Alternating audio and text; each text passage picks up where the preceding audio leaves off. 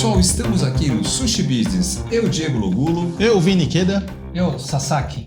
Aqui vamos falar de sushi, comidas orientais, negócios e muito mais com o nosso patrocinador aqui da Tokyo Foods e da Frescato. Hoje temos aqui nosso querido César Yukio. César, bem-vindo ao programa. Ah, tudo bom, gente? Obrigado aí pelo convite. Prazer todo nosso. Prazer. César, conta pra gente, obviamente, né, imagino aí que o MasterChef deve ter dado uma impactada aí na tua vida, né? Como foi esse processo aí? Conta aí pra turma. Foi assim, do nada. E sem brincadeira. Porque, do nada? Porque começou, na verdade, toda a fase de seleção ano passado. E aí eu falei, bom, vou tentar. Tentei, foi em fevereiro, até julho não tinha tido a resposta. Quando teve a resposta, foi logo em seguida. Fez o teste na quarta, fez o outro na quinta. Na segunda estava assinando o contrato, no outro dia estava gravando. Nossa, então não dava nem pra pensar direito. Mas dentro ali é muita pressão, mas eu acho que é muito recompensador no final. Imagino.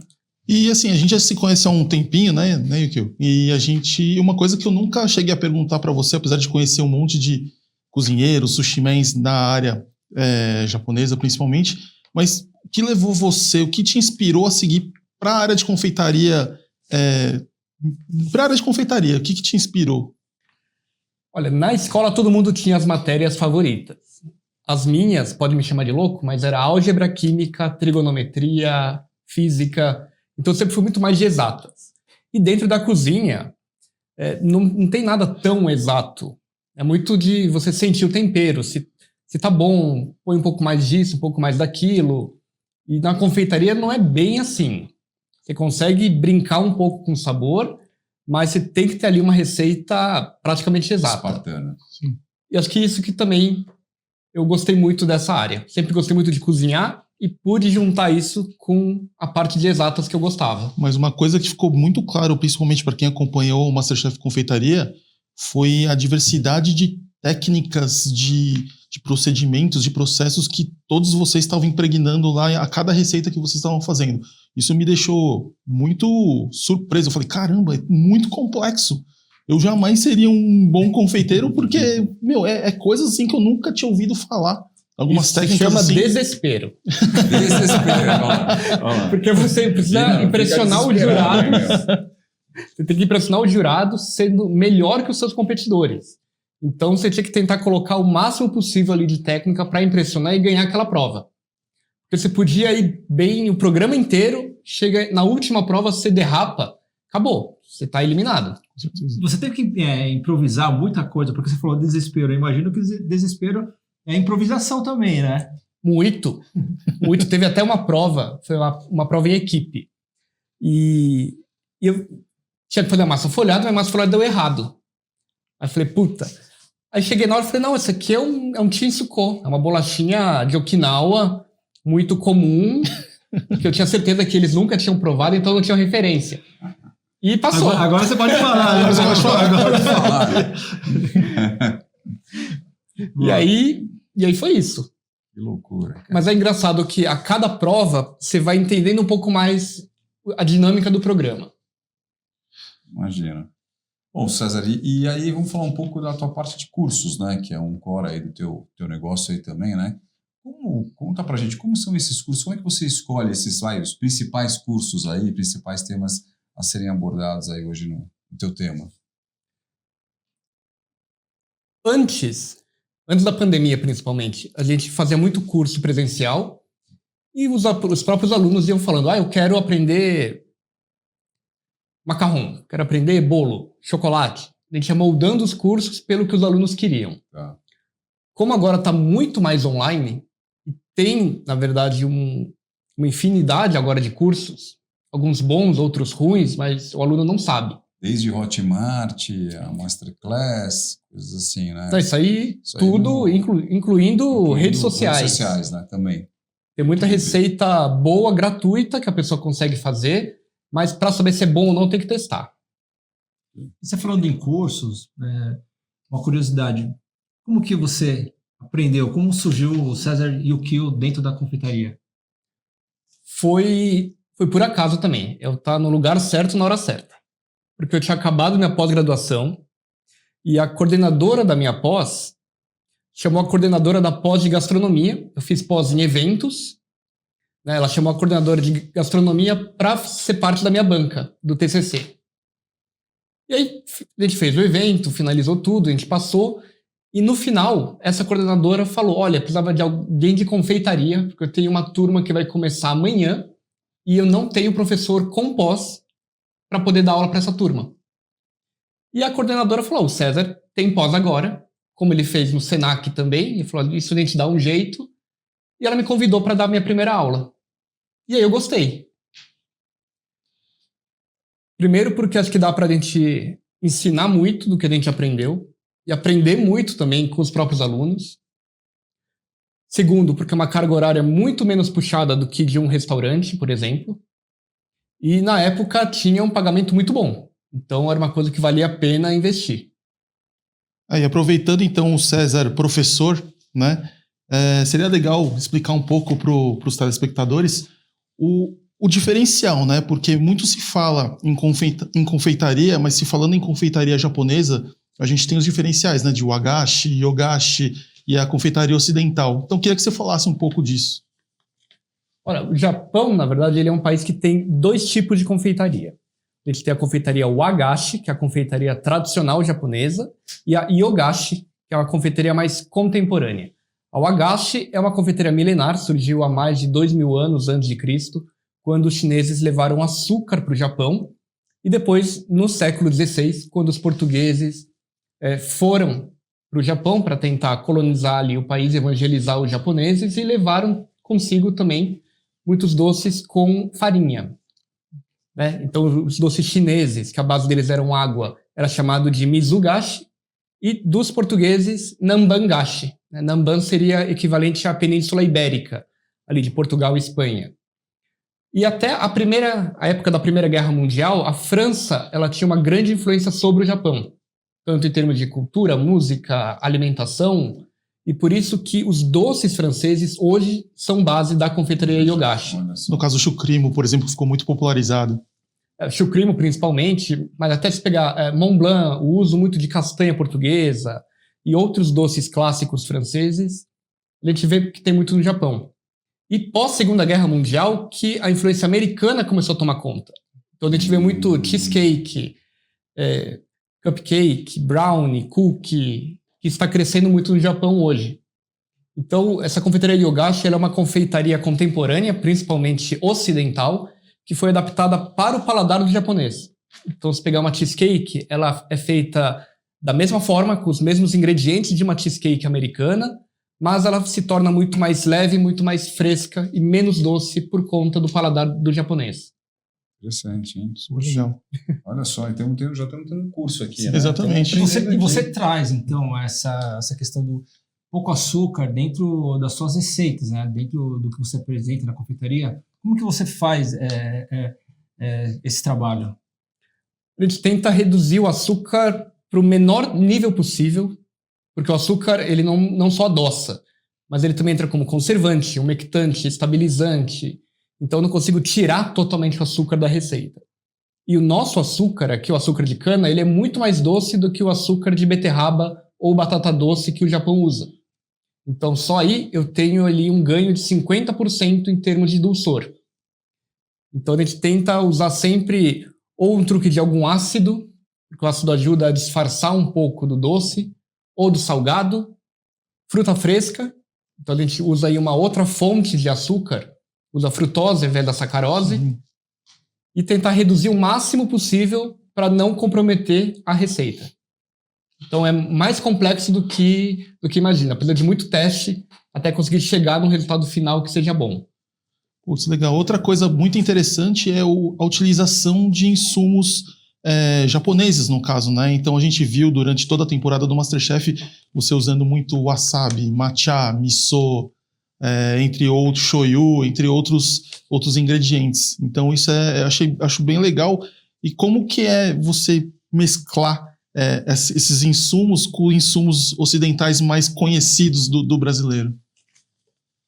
Na verdade, para mim, foi mostrar um pouco do que eu comia na infância. Todo mundo aqui, para quem é descendente, pelo menos, sempre comeu mochi com shoyu e açúcar. Né? Sempre tinha miso, wasabi e outros ingredientes japoneses numa comida do dia a dia. Então é muito mais fácil para você assimilar esse sabor para combinar ele com outro. Há pouquíssimo tempo atrás eu não sabia o que era kumaru, piripirioca, puxuri. Então é muito mais difícil para mim, que não tenho esses sabores na minha cabeça, em colocar isso dentro do doce. Sabendo que todos os meus concorrentes que estavam ali iam para esse caminho, eu quis ir para um caminho inverso. Exatamente porque ia ter comparação. Então até que todo mundo falou, eu usei muito matcha. Usei, mas todo mundo usou muito kumaru, por exemplo, a temporada inteira. Sim. Hoje em dia é muito mais fácil a pessoa saber o que é matcha do que é kumaru. Interessante, hein? E hoje você, depois do MasterChef, né, porque isso foi um aprendizado para você também, né? Você está buscando conhecer mais esses tipos de ingredientes agora? Ou você ainda prefere ficar nos tradicionais japoneses? Eu acho que é interessante a gente poder conhecer ingredientes novos, ainda mais porque estamos no Brasil. Então, se pegar um ingrediente japonês, muitas das vezes a gente precisa de importação, e às vezes a gente sabe que é difícil, ou fica parado no porto, você tem que ter outras alternativas também. E eu acho que essa fusão de Japão e Brasil é uma coisa que dá muito certo. Por exemplo, matcha com cupuaçu, por exemplo, fica uma delícia. Sim. Se pegar o wasabi, combina muito com piripirioca. Então, a gente consegue fazer aí uma mescla dos dois, unindo o melhor dos dois mundos numa sobremesa. E aí, aproveitando, voltando aos teus cursos, né? Essa história do Brasil e Japão, você aborda isso nos teus cursos? E assim, explica um pouco pra gente, né? Como são esses cursos, né? E assim, se dão aí também tendências, né? Para a culinária japonesa. Conta pra gente como é que é. Bom, os cursos, a gente trabalha muito hoje com curso online, a gente tem o presencial também, a gente faz uma vez por mês na Liberdade, mas o nosso foco maior agora é no online, porque eu acho que hoje em dia as pessoas não têm mais tempo que elas tinham antes da pandemia. E online a gente encontra onde? No online você consegue assistir à noite, de madrugada, você assiste meia hora por dia. Mas YouTube, as plataformas quais são? Tem Instagram, YouTube, TikTok, Facebook. Só não tem OnlyFans ainda. ainda. Então compre curso, senão vou ser obrigado a abrir um. E César, conta então um pouco pra gente dos cursos aí, do conteúdo dos cursos aí. Bom, dentro do curso a gente aborda principalmente base. A gente, né, como eu sempre dei muita aula em graduação e pós-graduação, a gente modulou como um módulo de uma faculdade. Então a ideia é a gente ter os processos básicos e a partir dessa base, o que a gente consegue trocar e combinar uma com a outra para conseguir chegar no produto final. Okay. Então, é muito disso que a gente coloca no curso. Então, tem ali o clássico tradicional, então tem o chucrute de baunilha, bolo de morango japonês, tem mochi, como também tem algumas coisas que dá para brincar um pouco mais. Então, um Mont Blanc com batata doce, um chucrute de banoffee, o mochi com sorvete. Então, tem uma mescla bem bacana. Então, o aluno, comprando o curso, ele consegue aí aprender e aplicar muita coisa também. E a gente sempre, claro, incentiva que eles vão testando novos sabores, novas apresentações. Então, a gente tem uma comunidade também que todo mundo fica lá o dia inteiro postando o que fez, dica do que comprar. Então, é muito bacana essa troca que eles têm. Bacana. E falando em tendências assim dentro da confeitaria, o que seria de tendências, né, as novas, e se você vai trazer isso para os seus cursos? A gente sempre está trazendo inovações e atualizações para o curso. É que agora está uma moda muito grande de coisas ocidentais, mesmo no Japão. Então, chocolate de Dubai, que é pistache com gergelim e kataife, que é aquela massinha, aquele macarrãozinho árabe. Tem muito cookie, o brook, que é o brownie com cookie junto. Brook, olha só. E por que o chocolate de Dubai? Uma curiosidade. Há 2 anos atrás, tinha uma marca de Dubai chamada Fix Chocolate. e eles começaram a fazer chocolates com sabores diferentes. Então tinha esse, né, que era como se fosse aquele ninho de pistache transformado num recheio, recheado com algodão doce, com donut, e ficou muito famoso. Foi a marca. Sorveteria tem, né? Tô vendo, tem umas sorveterias agora também. Sim, foi uma marca que criou o chocolate. E aí começou a viralizar, porque para quem gosta de ASMR, escutava super crocante, a pessoa mordendo, e todo mundo queria também ter a mesma sensação.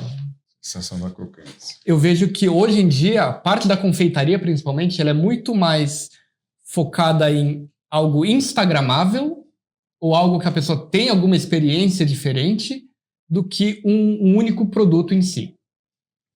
Legal. Acho que o melhor exemplo que eu posso dar é uma panna cotta tradicional que a gente faz lá na loja no formato de um gatinho. Todo mundo quer ir lá para ficar balançando. Balançar o gatinho, para filmar, para postar. Falando da doceria, fala um pouco da Hanami, né? Eu conheci a Hanami quando ela estava lá na Zona Leste, hoje ela está lá em Pinheiros. Então, fala um pouco da Hanami e como você vê a confeitaria hoje no Brasil. Como você enxerga a confeitaria hoje? Os Nikkeis, né, estão bem em destaque, né? A gente vê você sendo campeão do MasterChef, a gente vê a Vivi e a Saiko Izawa competindo como melhor confeiteira na Veja São Paulo. Então, como você enxerga o atual cenário da confeitaria? Bom, a Hanami, ela surgiu, na verdade, de um sonho que eu tinha junto com os meus pais. A gente acabou abrindo porque meus pais se aposentaram.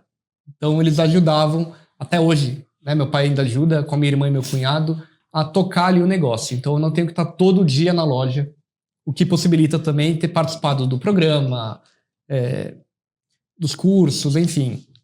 E a gente quis trazer um pouco de tudo ali dentro, né? Dentro desse universo da confeitaria Yogashi, exatamente para ser um diferencial do restante das confeitarias que tem por aí. A gente tem ou uma confeitaria de produto único, então só tem donut, só tem brigadeiro, só tem cookie, e tudo muito doce. Então a gente queria um lugar que a pessoa pudesse ir lá e poder comer um doce e se sentir no Japão. E dentro dessa parte da confeitaria asiática, não só confeitaria, mas acho que tudo, né? A gente viu um boom no crescimento de abertura de novos restaurantes japoneses. Eu vou muito para o Rio de Janeiro. E lá, de um ano para cá, que eu conheço, abriu uns 12 só na Zona Sul. Caramba. Sim. Fora a delivery, fora outros restaurantes que também tem. E nos últimos anos aqui em São Paulo, as confeitarias que vêm ganhado com o melhor confeitaria sempre são confeitarias asiáticas. As viagens para o Japão, elas também tiveram uma procura muito grande, Japão para Coreia. Eu acho que é muito porque é algo diferente do que eles estão acostumados a comer. Sem dúvida. Esse boom, acho que já para você já é antigo, né? Porque eu lembro, eu tive um negócio na Zona Leste e teve eu fui lá na sua loja, queria falar com o César, eu não estava lá, e eu falei assim, eu queria que ele desenvolvesse uma sobremesa para mim. Aí a moça que estava trabalhando lá, ela falou assim, não sei se ele vai conseguir, porque ele está meio sem tempo, né? Então você já está nesse boom, já tem um tempo, né, César?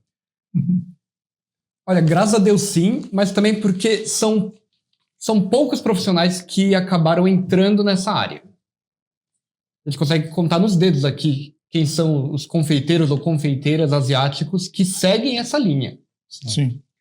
Eu conheço muita gente que é asiático, mas não faz nada envolvendo ali outro tipo de confeitaria.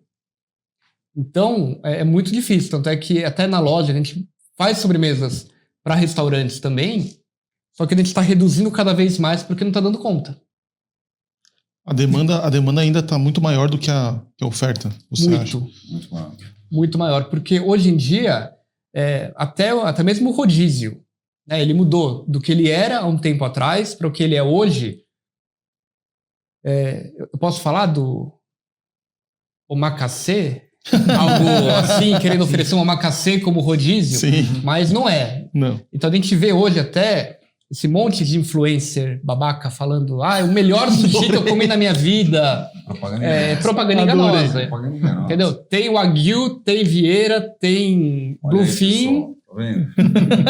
R$ 90 por pessoa. Aí. Sabe, a conta não fecha. Não. Então alguém tá mentindo. Ou é o influencer ou é o restaurante. Para mim é um restaurante que pagou o influencer para mentir. Então, assim, tem já esse ciclo. Então, se até o rodízio o pessoal já tá querendo gourmetizar ele de alguma forma, a sobremesa tem que seguir o mesmo patamar. Porque é a última coisa que a pessoa sai do restaurante com aquele sabor na boca. Então, se não for algo que ela se lembre, se não for algo memorável, dependendo, ela acaba nem voltando. Ou volta por conta de preço. Exatamente. Eu falo que a sobremesa é a coisa mais importante do restaurante, porque é a última coisa que você vai lembrar dali. Né? Se você não tiver ou um cafezinho, né? Mas, né? Se tiver uma sobremesa ruim, acabou tudo, né? E César, e conta pra gente, voltando ao curso aí, como é que você faz o engajamento? Como é que você mantém a turma engajada nesses seus cursos online? Qual que é o segredo aí? Cobrança, porque muita gente gosta de replicar a receita. Eu falei, então você quer replicar a receita, você compra um livro, você vai ver um vídeo no YouTube, você usa isso realmente como um hobby. Né? Aqui a gente sempre tenta fazer com que a pessoa pense um pouco mais fora da caixinha.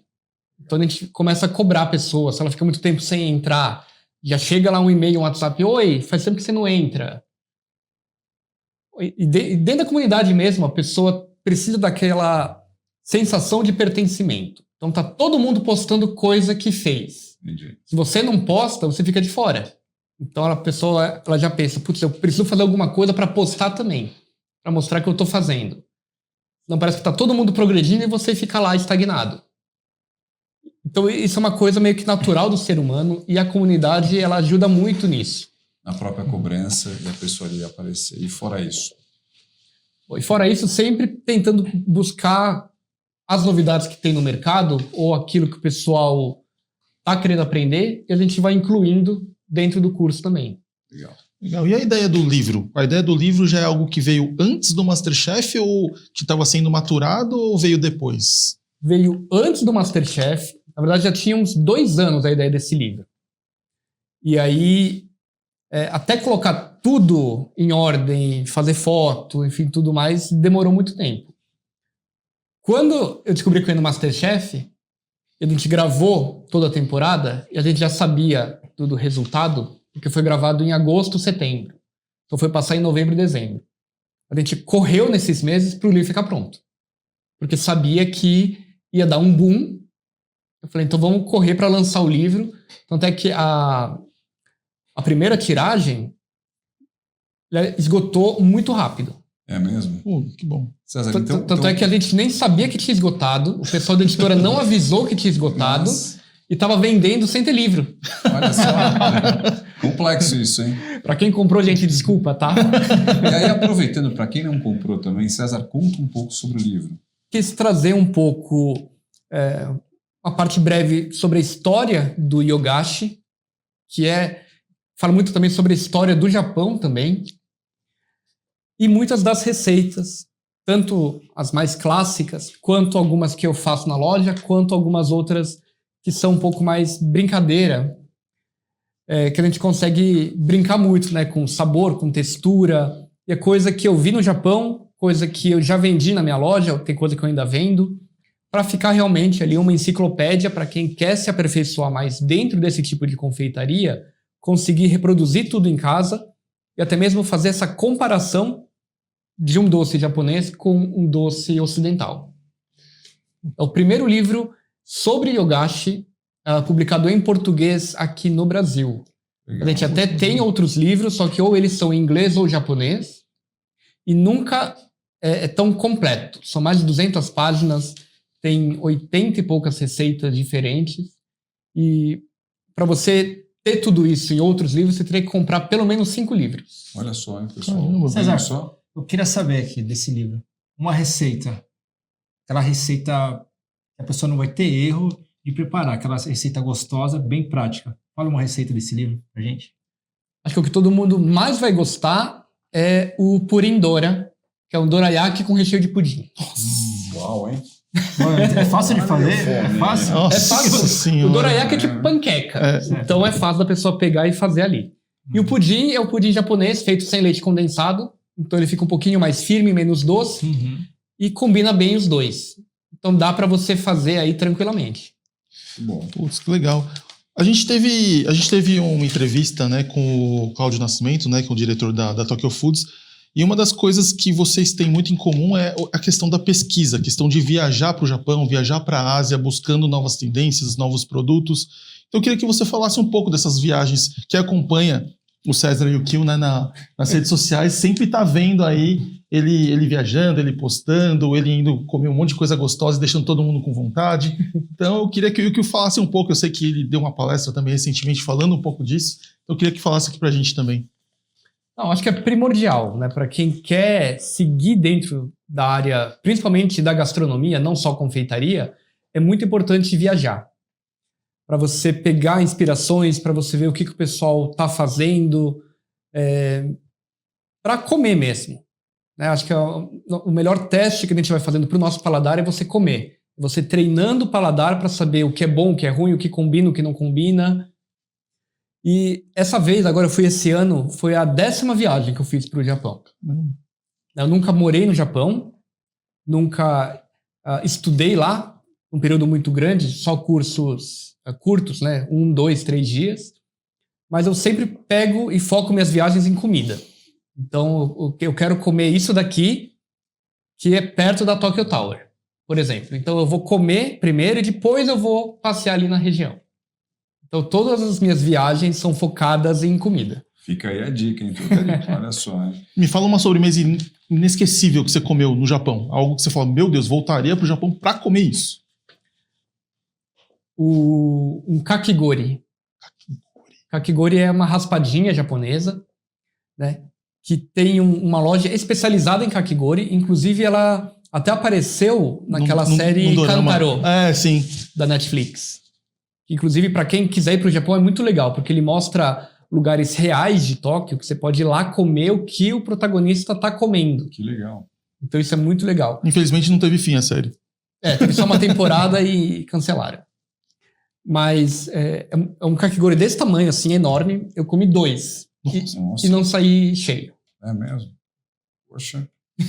Bom, falando aí, como o Vina falou, na Tokyo Foods, né? A Tokyo Foods, ela, aproveitando aqui, ela tem aqui um presente para você, né? Oba! Presente bom, né? Vina e Sasaki, né? Tem saquê, tem nori.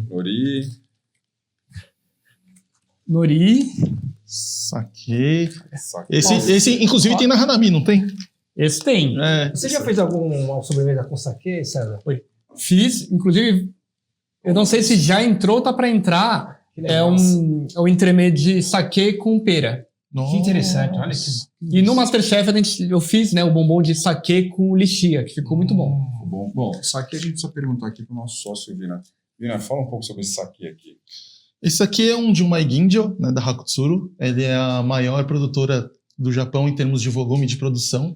De uma Ginjo significa que ele só tem o álcool da própria fermentação do arroz e ele é um premium, tá? Então esse saquê, ele é um saquê que é feito com uma tiragem menor. Ele tem uma complexidade, ele tem uma acidez muito marcante, que remete um pouco de maçã verde. Inclusive o César fazia, não sei se faz ainda, a maçãzinha, que era um entremê de maçã verde, né? Que era uma delícia. E esse outro aqui é o saquê em lata, né? Bem prático, bem legal também. Também a Tokyo Foods está dando de presente pro César. E para sobremesa, Vina, qual você aconselha aí? Aquele que o César tá na mão, ele é excelente para sobremesa. Ele é um saquê, dá para ver que ele é mais opaco, né? Ele é leitoso. Ele é um Nigorizake, é um saquê não filtrado.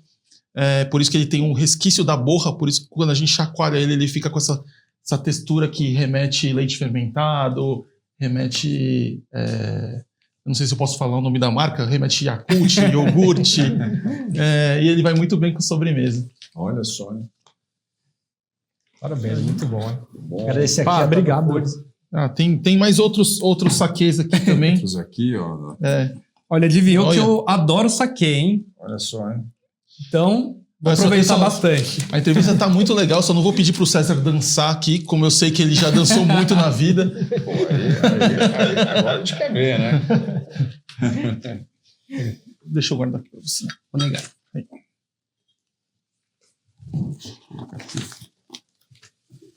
César, e aí?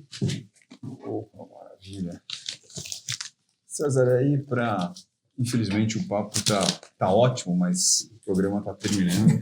Gostaria de recebê-lo aqui mais vezes, com mais histórias aí pra gente, né? Sim. Sim, com certeza. E a gente tem uma pergunta aqui que a gente costuma fazer, que o pessoal tem que responder olhando para aquela câmera ali, ó, que é o legado. Qual o legado que o César quer deixar? Eu falo em vida, né? Não pós-morte. O legado que você quer deixar hoje na vida, aí, com um propósito e tal. Se você puder responder olhando para aquela câmera lá. Bom, o meu maior medo, isso desde pequeno, nunca foi morrer. Ou medo de barata, nada disso. O meu maior medo é ser esquecido.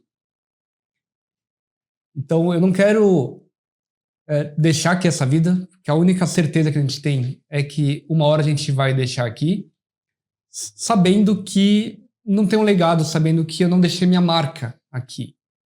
E eu acho que poder falar um pouco das minhas raízes, honrando todos os meus antepassados, junto com a confeitaria, que é uma coisa que eu amo, que é a minha paixão, que graças a Deus eu tive a sorte de escolher a confeitaria como primeira profissão aos 16 anos, quando eu fiz a primeira faculdade, e seguir com ela até hoje, e conseguir ter um sucesso com ela, é muito gratificante para mim.